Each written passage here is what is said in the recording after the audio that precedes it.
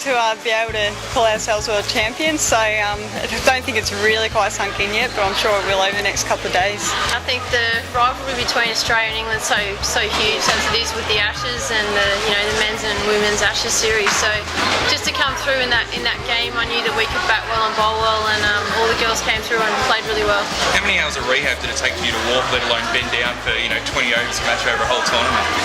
Oh, I don't know, Jesse, too many to count, but I think that's long and forgotten at the moment while we're standing here with this and just beside my teammates with this trophy. Pretty stressful, wasn't it, Jess? Yeah, we all were confident that Erin Osborne could get the job done for us, and fortunately enough she did. So yeah, that over, it seemed like it went forever, but after it was all done, we were pretty excited. And your own performance, Jess, that's a big hitting. Yeah, no, it's always nice to do something in a final like that, but at the end of the day it was a real team performance, and the team performance is what won us the game on the day.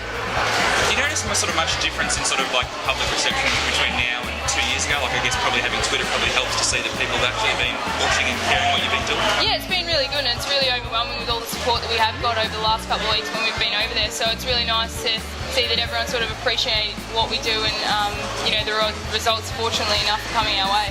I don't think we sort of knew how much. We knew that there was something out there because obviously a few of us have Twitter and stuff like that, so we knew that Australia were behind us, but it was really overwhelming when we saw how many people actually got in behind us. What do you think that can do for women's cricket in Australia?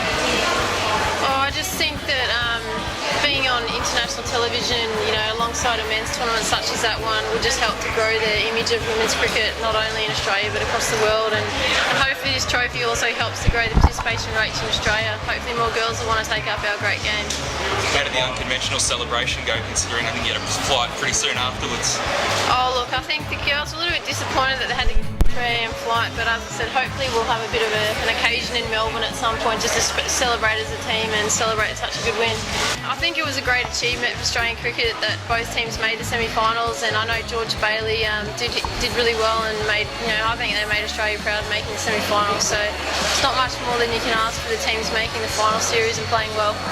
Was Catherine's first major tournament as coach? She's obviously done it as a player, but how did you rate her influence?